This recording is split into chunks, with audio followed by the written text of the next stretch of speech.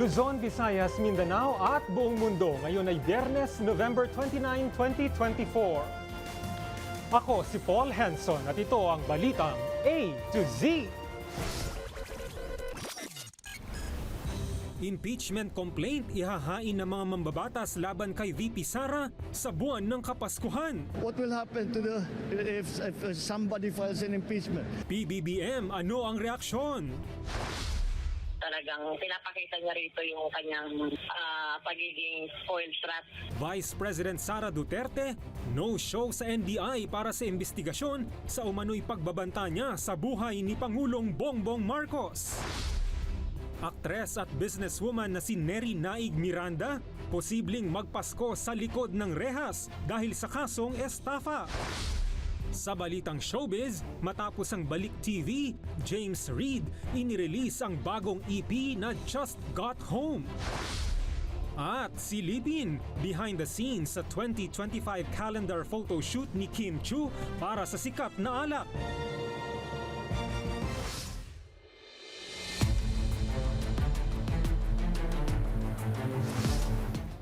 Magandang gabi. Ang ating top story, sasalubungin ng impeachment complaint si Vice President Sara Duterte sa buwan ng Kapaskuhan.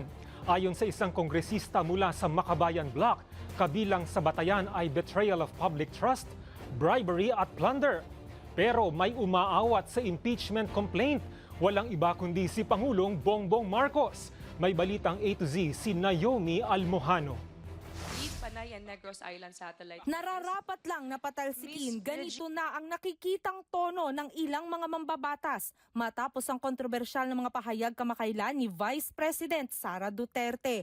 Lalo't nakitaan na hindi angkop para sa isang national leader ang mga naging asal ng bise. Kaya naman sinisimula ng ikasa ng Makabayan Coalition ang impeachment complaint na ihahain sa Disyembre laban kay Vice President Sara Duterte. Anila, kung ang pagbabasihan ng impeachment complaint ay sa ligang batas, pasok umano ang mga kinakaharap na issue ni VP Sara.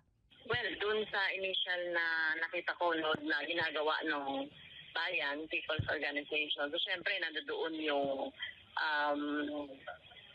betrayal of public trust. Kaya dapat ay yung mga pera, yung mga pondo na nilalaan sa kanyang opisina ay dapat naayos ang paggasta.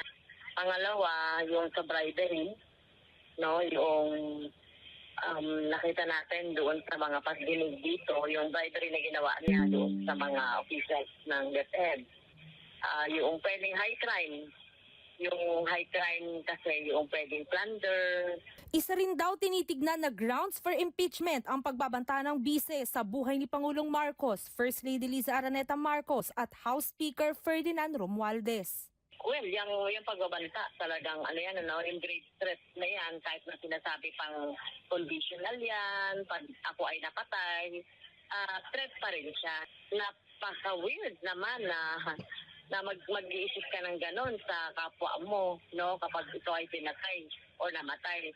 Ayon pa kay Castro, meron ng mga mambabatas mula sa House of Representatives ang naghayag ng kanilang suporta sa binabalangkas na impeachment. Kasalukuyan naman ang inaanalisa ng legal team ng Makabayan ang lahat ng ebidensya. Laban pa rin yan kay VP Sara para makabuo na ng malakas na kaso nang maisumite na ito at maendorso bago magtapos ang sesyon ng Kamara ngayong taon. Pero tila may pumihit ng preno. Nito lamang Biyernes, kinumpirma ni Pangulong Ferdinand Marcos Jr. na sinabihan niya ang Kongreso na huwag maghain ng impeachment complaint labang kay VP Sara. Aniya, pag-aaksaya lamang ng oras ang gagawing hakbang lalo na't wala namang mapapala ang mga Pilipino dito. What will happen if somebody files an impeachment? It will tie down the House, it will tie down the Senate. It will just take up all the time and for what? For nothing. For nothing. None of this will help improve a single Filipino life. Nang tanungin naman kung anong masasabi ng Pangulo sa patuloy na bangayan ng kampong Marcos at Duterte. As far as I'm concerned, it's a storm in a teacup. Wala pa namang pahayag ang kampo ni VP Sara tungkol sa paghahain ng impeachment complaint laban sa kanya. Para sa Balitang A to Z, Naomi Almojano. No-show si Vice President Sara Duterte sa NBI para sa investigasyon sa banta niya sa buhay ni Pangulong Bongbong Marcos. Sa liham ni VP Sara, naglatag siya ng mga kondisyon para sa kanyang pagdalo. Pero may babala ang NBI kung hindi pa rin sisipot si VP Sara. May balitang A to Z si Kim Salinas. Well, na konting frustration para sana matapos na itong kontrobersya na ito eh. Dismayado si NBI Director Jaime Santiago dahil sa hindi pagsipot ni Vice President Sara Duterte sana kaninang umaga sa NBI headquarters. Bago mag-alas 9 ng umaga ay nakaabang na ang NBI Director para sa pagdating ng bise, pero ang dumating ay ang kanyang abogado na may dalang sulat. Our client will not be able to appear at our scheduled investigation 29 November as she will be attending to office matters requiring her urgent attention. Ayon pa sa sulat ni BP Sara, nais niyang malaman ang mga itatanong ng NBI sa investigasyon at makuha ang mga dokumento ukol sa reklamo. Hirit ni Makabayan Black Representative Franz Castro na kayayamot ang pangyayari lalo't kinansila pa ng Kamara ang hearing nito ngayong araw ukol sa confidential funds ng Office of the Vice President. Para maka-attend siya doon sa NBI, pinaspone na nga namin yung aming hearing. Tapos hindi rin pala siya a-attend. So talagang pinapakita niya rito yung kanyang pagiging spoiled brat. Nais tanungin ng NBI si BP Sara ukol sa umunoy grave threats at posibleng paglabag sa anti-terror law matapos ang kanyang pagbabanta sa buhay ni Pangulong Bongbong Marcos sa kanyang live stream noong isang linggo.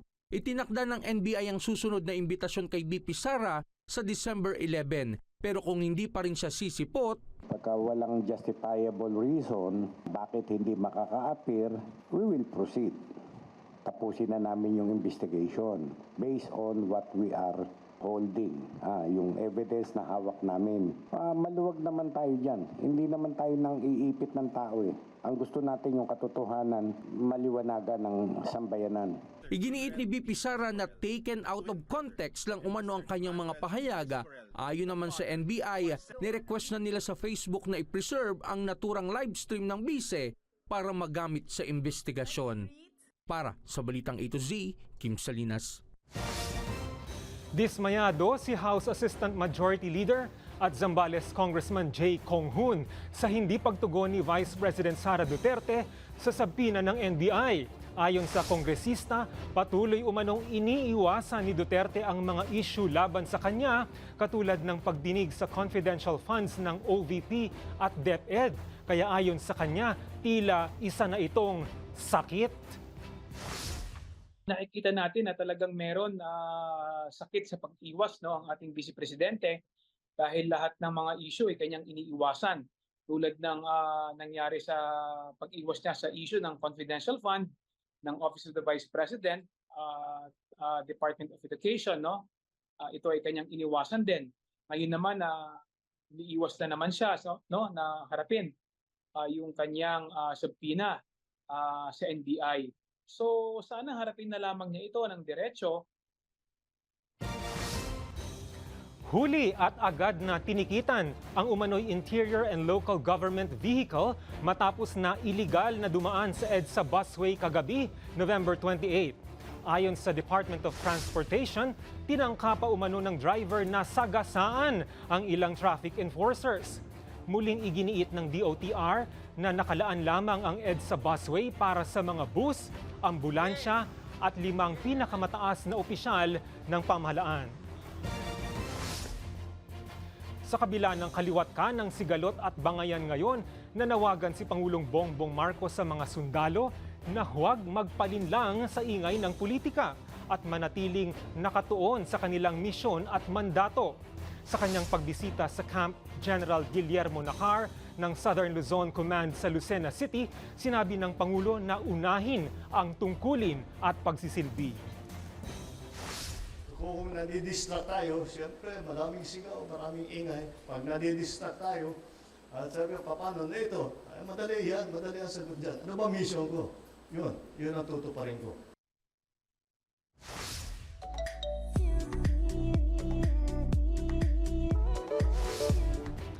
May pamaskong handog ang iconic Filipino rock band na The Dawn matapos maglabas ng pinakabago nilang single na Makipasko ngayong Biyernes. Ayon sa vocalist at leader na si Jet Pangan, tungkol ito sa mga nagpapasko na malayo sa kanilang mga mahal sa buhay.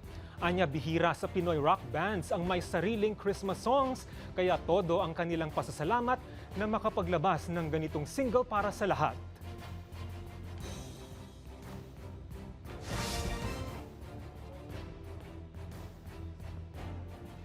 Susunod, kaso ng mga nagpopositibo sa HIV sa bansa, tumaas ng halos 4 na beses sa nakaraang 10 taon. At another Pinoy pride, Filipino singer Sofronio Vasquez, pinahanga ang mga judge at audience sa The Voice USA. Abangan sa pagbabalik ng Balitang A to Z.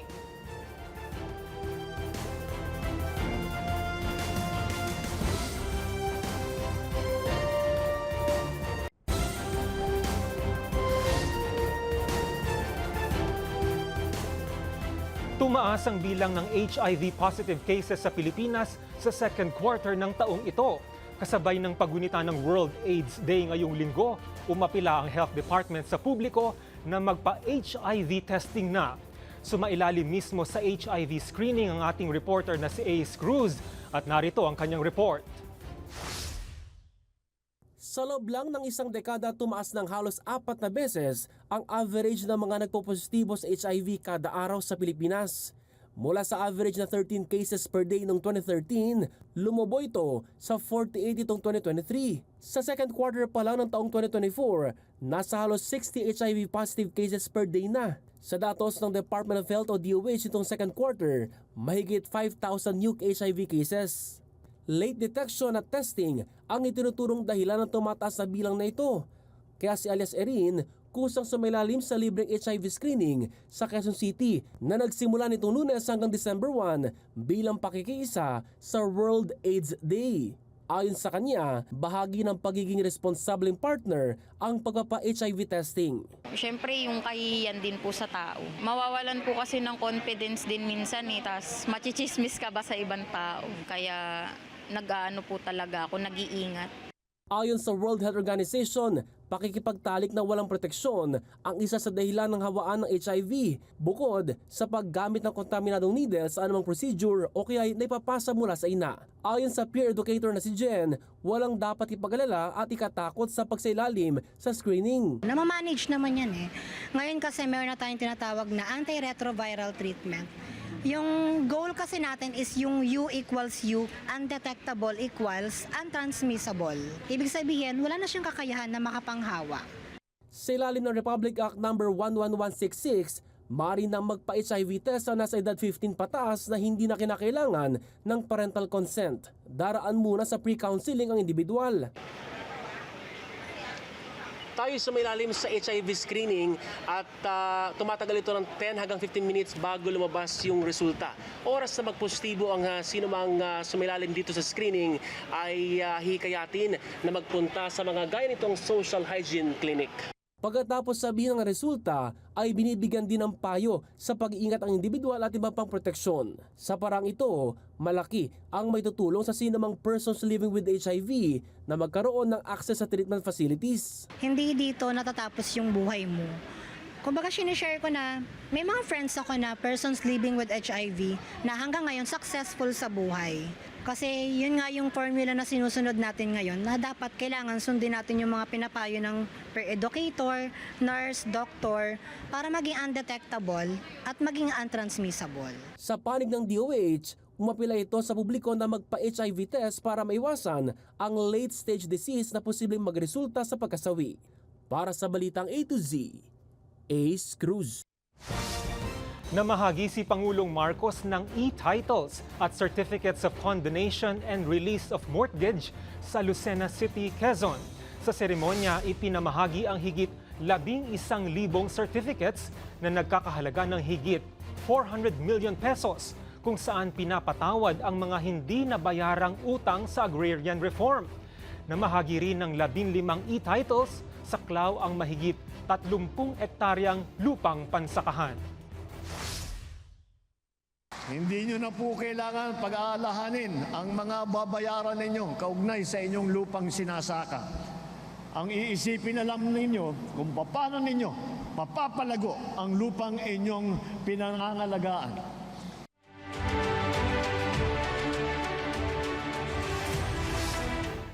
Dismayado si COMELEC Chairman George Garcia sa mababang bilang ng nagparehistrong overseas voters para sa 2025 midterm polls. Sinabi ni Garcia na umabot ng higit 1.2 million lamang ang mga nagparehistrong overseas voters. Hindi ito naabot ang projection na 1,486,000 registrants. Anya posibleng mas interesado ang mga Pinoy sa abroad sa presidential at vice presidential elections sa 2028. Kung 1.2 million ang ating overseas Filipino voters, kung mataas naman ang bilang ng turnout, okay na rin yun. Para sa bandang uli na-accomplish na namin yung gusto natin na ma-accomplish na mas mataas na bilang ng mga botanteng boboto. Posibleng abutin ng Pasko sa likod ng rehas ang aktres at businesswoman na si Neri Naig Miranda matapos maurong ang kanyang arraignment sa Enero ng susunod na taon.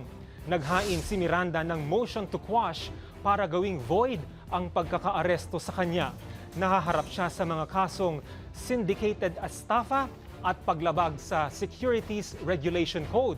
Ngayong araw, ibinalik si Miranda sa female dormitory ng Pasay City Jail na nakasuot ng BJMP detainee shirt.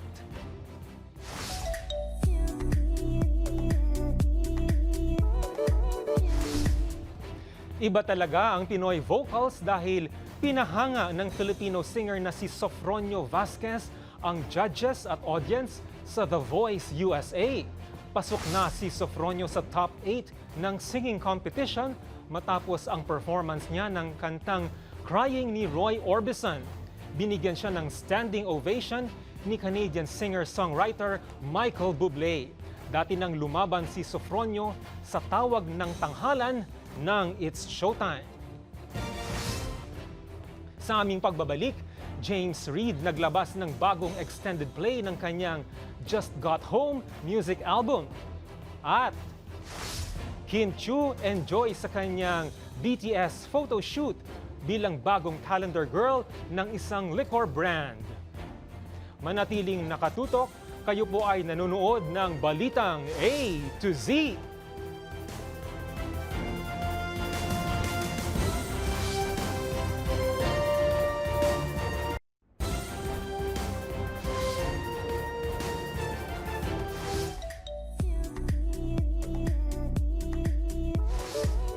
Friday weekend, masayang makinig ng new playlist. Kaya naman ang actor-singer na si James Reid naglabas ng bagong EP na Just Got Home. At Kim Chiu pasabog sa behind the scenes ng 2025 calendar photo shoot para sa sikat na alak. Ang Balitang A to Z Showbiz ni Lane Garcia. Matapos i-anunsyo ang kanyang pagbabalik teleserye sa susunod na taon, may panibagong surprise ang actor recording artist na si James Reid. Inilabas na niya ang kanyang bagong extended play na JGH o Just Got Home ngayong Biyernes, November 29.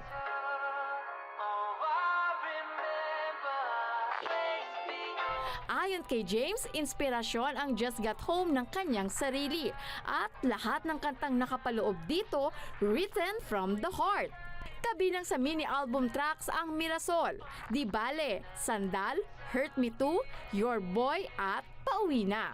Mapapakinggan na ang JGH sa lahat ng music platform worldwide via Sony Music Entertainment at Careless Music. Samantala, hotness overload talaga ang pasabog ni Chinita Princess Kim Chiu sa BTS photoshoot ng isang sikat na liquor brand. Sa kanyang IG, makikita ang snaps ng larawan ni Kim sa isang photoshoot bilang calendar girl. Matatanda ang kamakailan lamang ng i-grand reveal ng tanduay na si Kim Chiu ang kanilang napiling calendar girl for 2025. Sa ngayon, abala rin si Kim sa ilang proyekto niya, kabilang na ang shooting ng My Love Will Make You Disappear na isang rom-com katambal si Paolo Avellino. Para sa balitang A to Z Showbiz, Lane Garcia.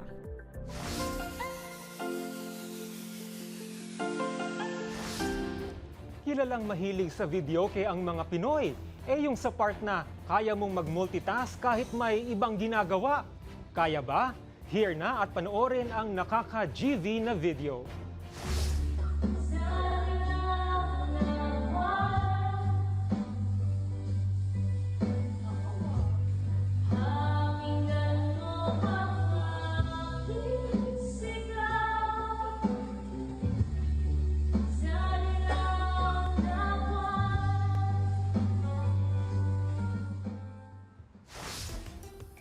Kung kayo ay may kwentong kakaiba, maaari nyo itong ibahagi. Sumali sa ating Facebook group na Balitang A to Z.